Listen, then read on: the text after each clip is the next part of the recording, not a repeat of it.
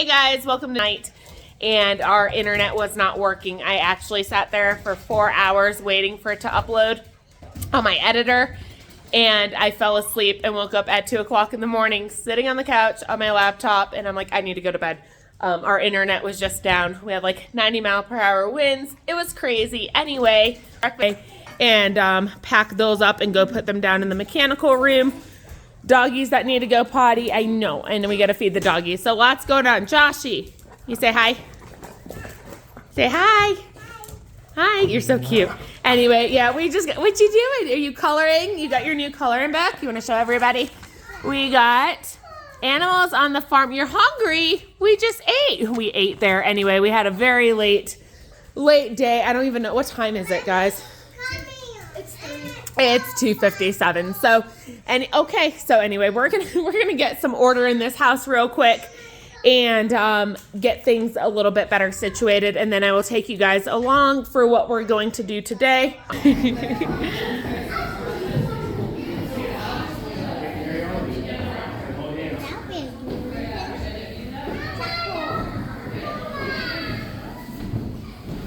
No.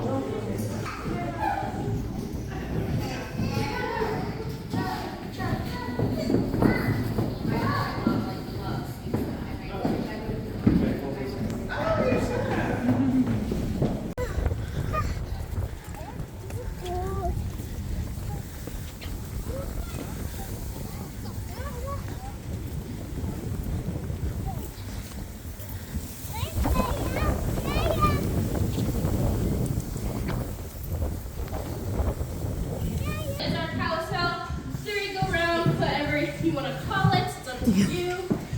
This room is very echoey. I do just ask that we keep questions till the end for the sake of everyone hearing and for the sake of saving my voice. Also, feel free to use those stools. We just ask that parents or folks walk behind them so you can just. You want to see too? Can you hold them? Now that they're wet. So get a video real quick. That in mind. Okay. So first, I am going to talk about the rotary and how it works. And then I will talk about the cows themselves, what kind of cows these are, and then I will open it up for questions. For those of you who maybe didn't hear, those long white buildings outside are their freestyle barns. That is where our cows have access to food and water 24/7, except for when they're on this ride. It'll get into how long they're milked and how many times they get milked. But that also gives them free range of the barn. If they want to go visit their best friend, if they want to go make a new friend, they have the ability to walk around those barns. But they come in from those barns on that left chute, kind of where they're crowded in a bit. As you notice, there is nobody in that chute. We do not prod our cows onto our rotary. It is very important to us that they are comfortable on this ride, and so it is also equally as important that they get on when they want to get on. Usually our cows are ready to be milked, so they are pretty much in a hurry to get onto this ride. They like to push past each other sometimes. But once they get into their own stall, their first stop is that gray box there, swinging there. That is our RFID scanner. If you have a dog or a cat at home that's chipped, works very similar. So that scans their yellow ear tags, and then that tells us all the information we need to know about our cows, their pregnancy, their health, how much milk they produce on average, the last time they've been milked, information like that. And then from there, their next stop, if you look down and a little bit to the left, you will see a herdsman. He or she will be applying a pre-dip solution that sanitizes the udders to make sure that there's no bacteria, hay, or dirt getting into our milk supply. And then from there, for this next one, you kind of have to strain and look straight down usually. But there should be a herdsman applying our milking apparatus. This milking apparatus works very similar to a vacuum hose. If you've ever put your hand over a vacuum hose, it sucks at the palm of your hand, but it doesn't hurt, just a lot of pressure. And then once air seeps in, it falls off. That is how our milking apparatus works. It suctions to the udders, massages the milk out, and then once the milk is gone and air seeps in, it will fall right off.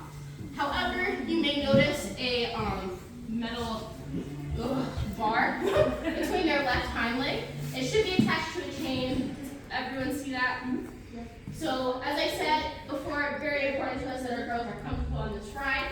That bar is so that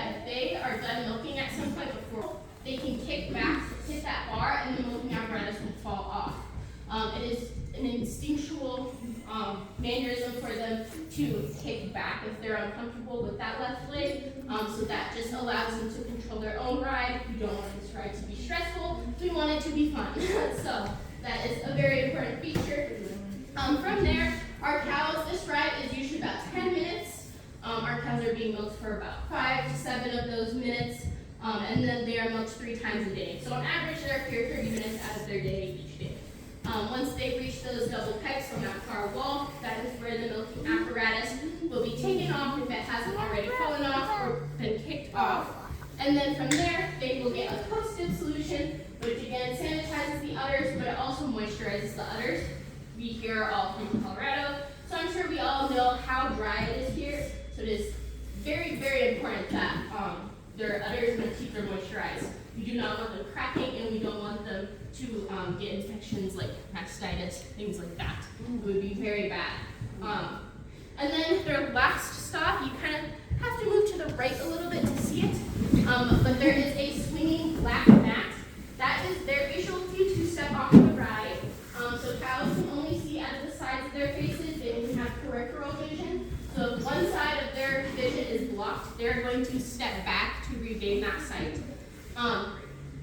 Most of our girls typically don't need to use the mat. They've been on this ride enough times to know when it's time to get off.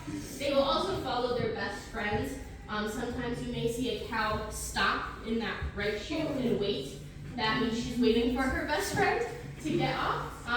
But if for some reason they don't know it's their first time riding, that mat is there. We do have girls who like to ignore the mat. They get hit in the face with the mat. They play with the mat. They duck their heads, step off, step back on again. We call these girls joyriders. I think our top amount of times is about 7 rides. She was having at the time of her life until she got angry and we had to kick her off. But that is one reason we know our girls are comfortable on this ride. Another reason I will point out is that if I stop talking for a couple seconds, do we hear any mooing? That is a good sign. Cows are prey animals. If they moo, it is their way of communicating distress to one another. Whether they're nervous, anxious, they're being hunted, things like that. So the fact that they're quiet on this ride is a very good sign to us that our girls are comfortable and that they're relaxed. Also, a little bit, usually they will moo if they want to get on. If our herdsmen are taking too long, they will moo at them. Also, another sign that we know that they're comfortable, do you see a few that look like they're chewing bubble gum? Yeah. They are not chewing bubble gum. That would be very bad. They are chewing their cud, which is another behavior that we know means that they are relaxed. I can go into more detail if you want to know, but for the sake of those who might not want to, I'll leave it at that. And yeah, so we do know that our girls are comfortable on this ride. We're very proud of their bloody one? No, it's not bloody. We'll get to that. That is not. So on that note, I will talk about our girls themselves. Does anybody know what kind of dairy cows these are? Yes, they are Holsteins. They are the ideal dairy cow in America. They produce the most milk with the best quality. So they're also. Okay, so today's bake along is going to be Thumbprint cookies. We have company coming tomorrow, and I need a dessert. So I figured these are Christmassy cookies that you usually have this time of year. The recipe that I do is, this is doubled in the description down below. I'll put the regular amounts, but we have 6 additional people coming, our friends and their 4 kids. So I'm going to double it. I have right here a 1.5 cups of salted butter, slightly melted. I usually put it in the microwave for about 30 seconds. I also have 1 1/3 cup of granulated sugar, 4 cups of all-purpose flour, 2 large eggs. One got a little runny because I poked it. 1 teaspoon of baking powder, and then you can do vanilla extract. I honestly like almond extract for these cookies, but in here I have 4 teaspoons of almond extract. So feel free to swap that out for vanilla if you'd like. I do either or, but I just feel like almond right now. So we're going to go ahead and get these ingredients mixed up. Okay, we have our butter. I'm going to now add in our sugar. Drop this, lift this, and we're gonna go ahead and beat until it's creamy. So I'm probably gonna do maybe a minute to 2 minutes on medium, maybe medium speed, about a 2 or a 3.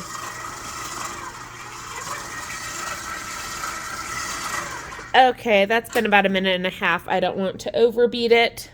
At this time, you're going to go ahead and add in your egg and your extract. And Copper needs to go potty. Do you need to go potty? Of course you do, because I'm doing something. That's how it goes. I'm going to give this a quick stir.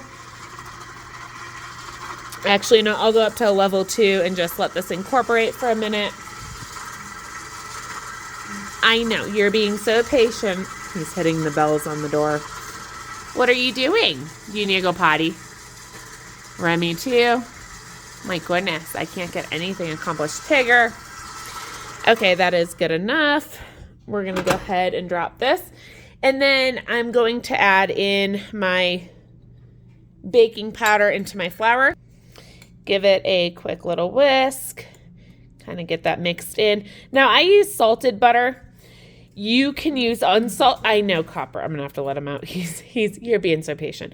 You can use unsalted. Hold on. Let me not get this mixed up. You can use unsalted butter and maybe add in like 3/4 teaspoon of salt if you'd like. I just like doing the salted butter. That works well for me. So this is salted butter, just so you guys are aware. I'm going to go ahead and lift this up. And actually, I'm going to pause it and take him out real quick.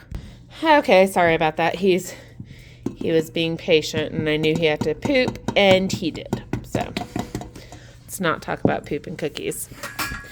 Just what's going on here. I'm just going to put in a little bit of that.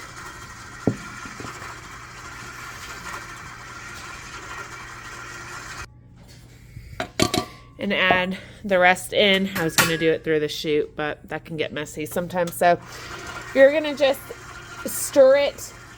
I don't like to overmix this part so you don't have any issues with your cookies. So I'm just going to let this incorporate. Okay, this is now, well, nope, it's not done.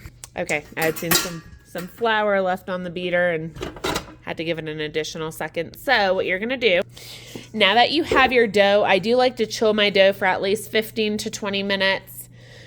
Is it necessary? I'm not sure. I just always have done that. So I'm going to say go ahead and do that. You can make this part really fun if you want to. I know not everyone's into dyes.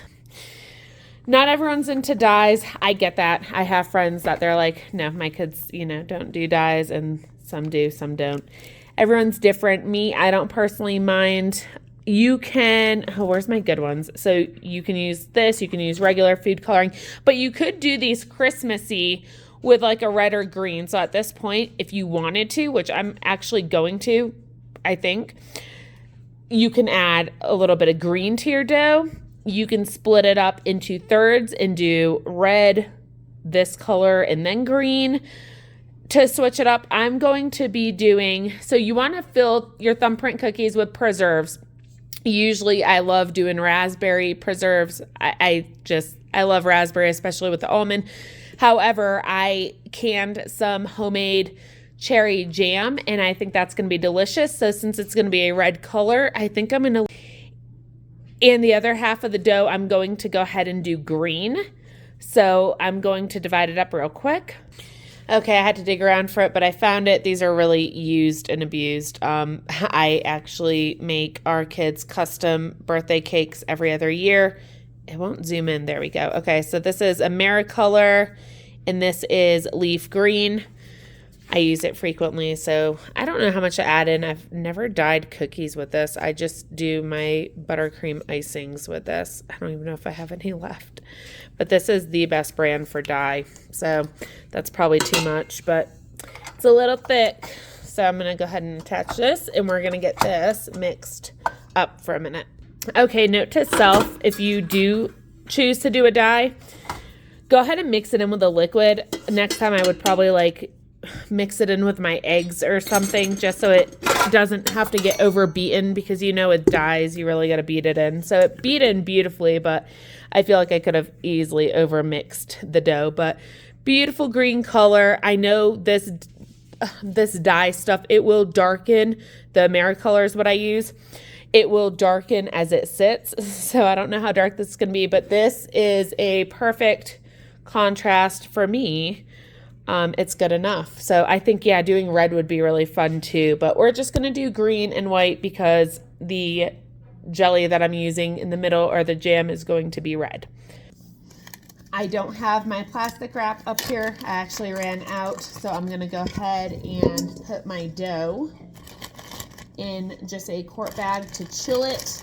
So about 15-20 minutes. I'm going to put this in the fridge for just to chill it a little bit.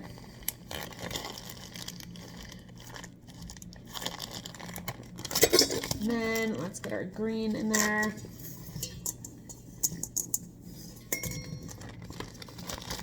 I'm excited to try this. You can also do like I might do it, I might not.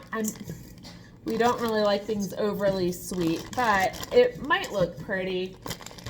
You can also do like a little drizzle with just some powdered sugar and milk, or heavy whipping cream, or half and half, you know, just a very simple, doesn't even have to be flavored glaze, and kind of drizzle it over it. That might look really pretty, especially with the green and the red and the contrast. I might do that on the greens and then just leave these not drizzled. Because like I said, I don't like things overly sweet, but for, you know, for aesthetics, it might be really pretty. Also, while I'm waiting for the dough to chill a little bit in the fridge, I want to share this with you. It was really cool. So that field trip we went to, the Morning Fresh farm, had some really interesting things. So I got a regular gallon of milk. I got a gallon of their chocolate milk. I hate chocolate milk. I've never liked it as a kid. I would drink the strawberry Nesquik stuff when I was little, but I never liked chocolate milk. And at the end of the field trip, they let you sample some. They let you sample some in these cute little cups, and they encourage you to take them home. But they're just little cups. They're really cool because they turn blue. So it's actually really neat. I'm like, well, they can be shot glasses or something. I don't know what to do with them. Portion control. All right, kids, here's your cup of orange juice for breakfast. I'm just kidding. Anyway, really cute. But they give you these little samples. And they gave me the chocolate milk, and like I said, I've always hated chocolate milk, but I'm like, oh, I'll try it. I don't know what they do, but it was delicious. And I'm not really a big milk drinker, other than, you know, some here and there with my espresso for a latte. But I also got some half and half, a half gallon of that. My son loved this. They also give you the Noosa yogurt. They gave us the whole history and everything, how 40% of their milk product goes to Noosa. It's just a really cool history about this place. I like history, and it was just a really interesting story of how this place started and how it's been passed down for almost 6 generations. Anyway, the pumpkin Noosa is absolutely delicious, according to my 3-year-old. So they didn't have big tubs of it. They only had 2 8-ounce ones left. So I got that for him. And then, you guys, this was so unique. They do have flavored milks. I thought this would be disgusting. It's old-fashioned root beer float, okay? It's root beer flavored milk. And when they passed the samples along, I'm like, that's disgusting. I don't want that at all. That just did not sound good to me.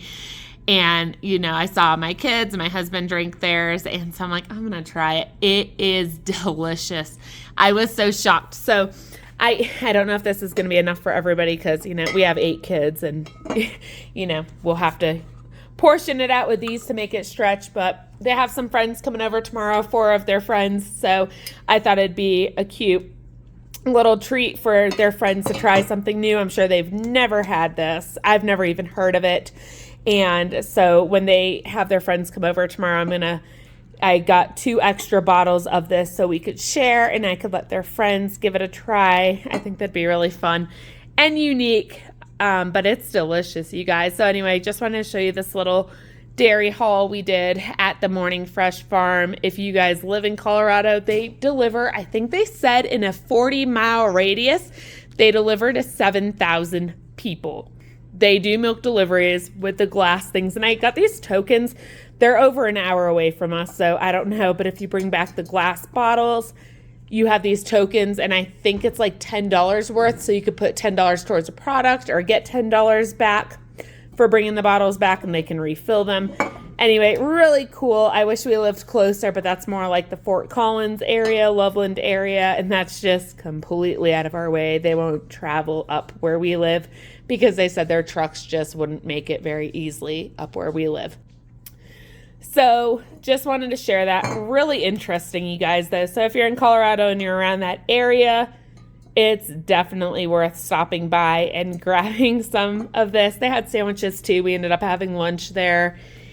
And yeah, it was really a fun little experience. So let's get back to our cookies. Okay, during that time, I chilled my dough. It's not super chilled, but we'll see how it turns out. I also got my parchment paper and I preheated my oven to 350 degrees.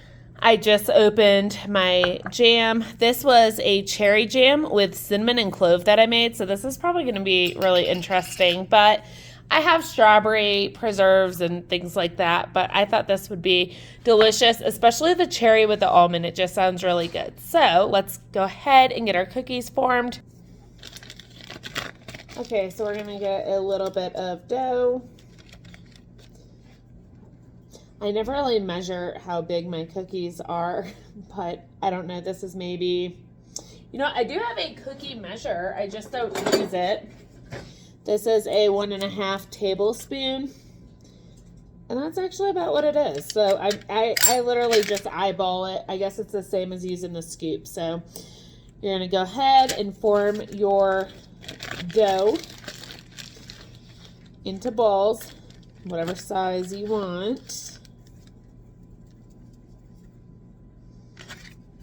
Now, just to be uniform, I'm going to use this because I kind of do want them all the same size. And like I said, I think with the green ones, I am going to go ahead and do some little powdered sugar and cream mix to drizzle over. I think that'll be really pretty because then you have the green, the red, and the white, or the red, white, and green. What is your number one favorite cookie you like to make during the holidays? You know, is it a tradition of yours? Do you stick to hoops? Wipe your spoon out first if you're switching colors, because now I got green on my white. Oh well, it's just for us. If it was for like neighbors or gift giving, I would not give that one away because I am super picky about stuff like that. Perfectionist when it comes to doing things for other people. But anyway, what is your favorite type of cookie? What is something you make every Christmas? Or maybe it's not even a cookie. Maybe it's just a special dessert that you guys do. I always like to hear what everybody else is doing, what everybody else does. You know, it just gives you different ideas and it kind of lets you know, what other people do. After all, this channel is not all about me. I want to get to know you guys better and the things you like, the things you do.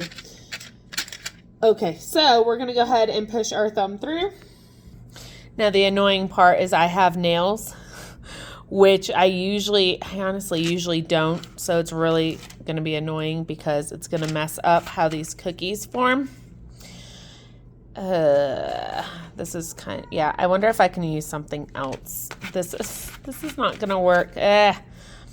Anyway, yeah, when I made these last year, I didn't have my nails done. People are probably wondering, like, you have chickens, you have turkeys, you have kids. Why do you even get your nails done? But my nails really don't grow. I had, back in 2017, after I had baby number 5, we found out I had actually, I had been diagnosed with thyroid cancer, and they took my whole entire thyroid out.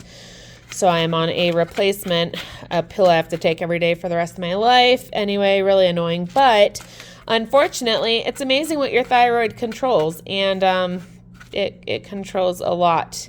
And hair and nails and skin is one of them. So even with my medicine, it took 5 years for my hair to, grow to the length it did. We're going to go ahead and fill these. I'm not going to bore you with this. I'm not even going to speed through. I'm just going to bring you back when they're all filled.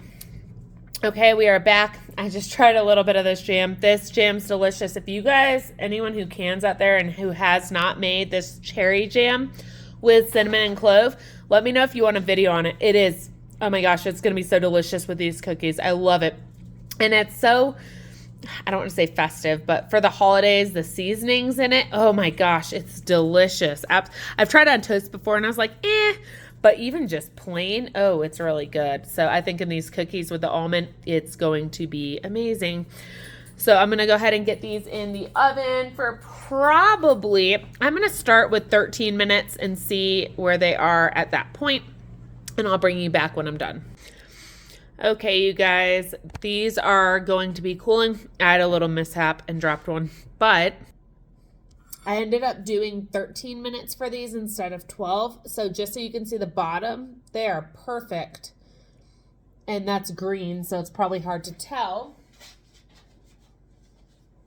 Just pulled them out and I can hold them. It is a light golden color. Beautiful. I might make these a little bit smaller. And I think instead of using my thumb, I'm going to use my, where did I go? I'm going to use a half teaspoon, the back of it, to do the pressing in, and then turn around and fill it with the half teaspoon, just so it's a little bit more uniformed. It really doesn't matter. You're going to be chewing it and eating it anyway. But if you had like a melon baller, that would be perfect. I don't, so I'm just going to go ahead and use this. Okay, so these are cooled. Here I have 31 cookies. I went ahead and tried one. They are delicious. And my husband came home and had about 2 or 3. So roughly, depending on the size of the cookies that you do, if you double this recipe, it will make about 33 to 34 cookies. I'm going to go ahead and make a white icing just to drizzle over the green ones. Okay, so what I did here was just add some powdered sugar and a little bit of milk.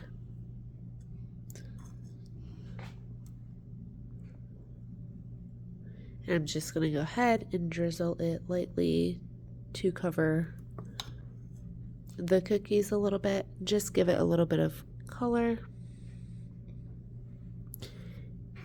And that is it.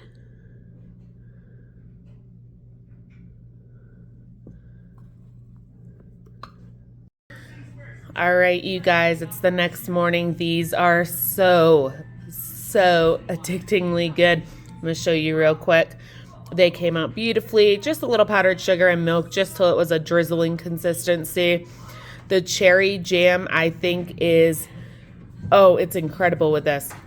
If you can buy cherry jam, I don't know. I've never tried to. I'm sure you can. I just used my cherry jam I canned, and it has cinnamon and clove in it. Anyway, these are absolutely delicious. These are going to be so good for dessert tonight. I'm going to take a little bite and show you the inside.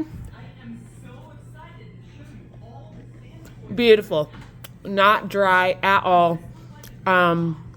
It's moist. It's got a perfect bite. Perfect chew. Oh, these are really good. So I'm definitely going to be making these a few times, and these are probably going to be on our Christmas platter when I give to family and friends and neighbors. And oh my gosh, the next couple weekends, and Christmas is around the corner. So give these a try, you guys. They're delicious. I think you're gonna absolutely love them. Like I said, I use the almond extract. You can use vanilla extract, whatever you want. You can make these red, you can make these green, you can make these white. Next time I'm gonna do red, white, and green, just to be a bit more festive. Anyway, I'll see you guys on the next Vlogma. Take care. God bless.